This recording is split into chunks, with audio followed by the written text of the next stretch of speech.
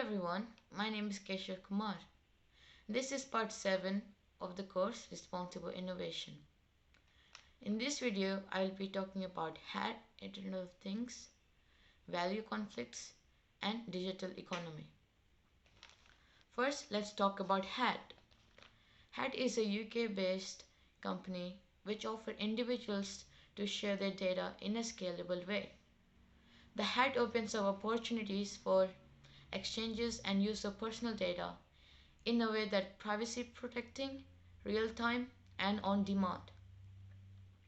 The company can build smart devices that can control and acquire data on their own device, build smart applications for individuals to make use of their data, help individuals exchange their data for better buying decisions and recommendations.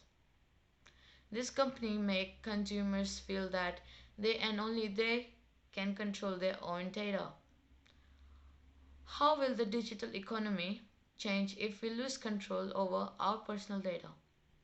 Suppose you're going to book your holiday. You go to Google, you Google your flight and your hotel. Now maybe it's time for you to go back to Facebook and let your friends know that you're actually going. You go there and you realize that on Facebook wall there are advertisements showing the exactly same flights and hotels you just booked. These privacy invasions are mostly banned by legislation, but very smart engines behind these big titles like Facebook and Twitter find a way to circumvent around it. This is just an example of fraction of how data can be used to invade one's privacy.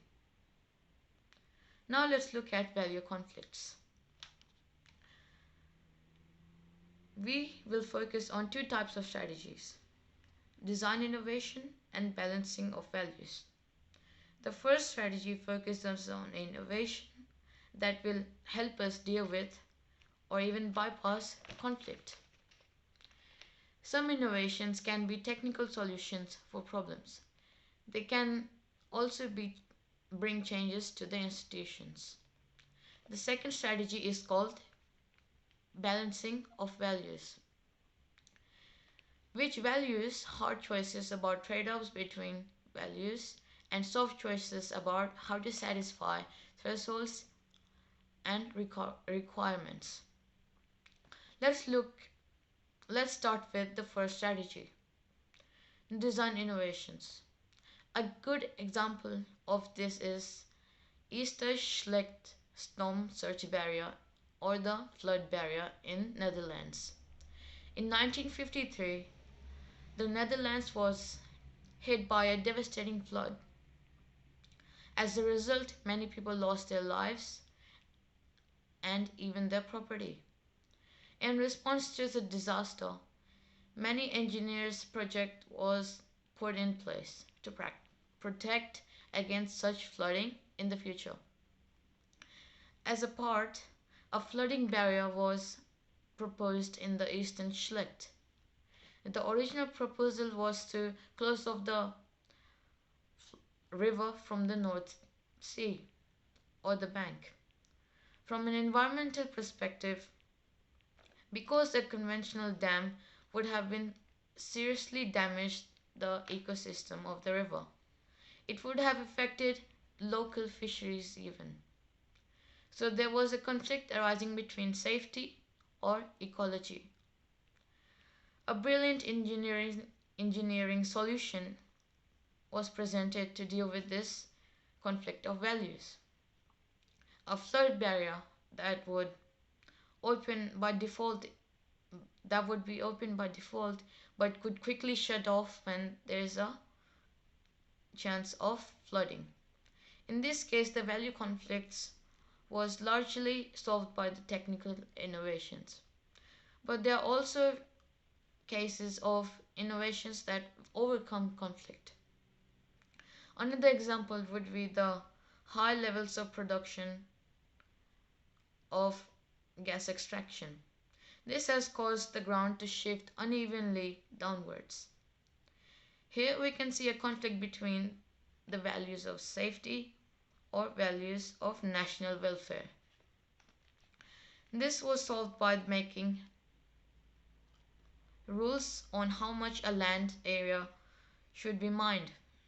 This kept both sides of value equal and therefore solves the conflict. The second type of strategy for developing with value conflicts is balancing of values. This means one or more values need to be traded for the sake of another's values. Let's start with the example. All countries that currently produce nuclear energy use one of the following two cycles: the open cycle that uses nuclear fuel only once in a reactor. The remaining waste of the energy production has a life of 200,000 years and needs to be disposed as well. The closed fuel cycle, however, recycles this waste after the first production, which reduces the waste life to 10,000 years. Here comes the conflict between safety and time. The open cycle can output more efficient and less time consuming at the same time, as the company does not have to transport the waste and then recycle them. The closed cycle, however, could benefit as a long term, as it would reduce the lifetime of environmentally and socially.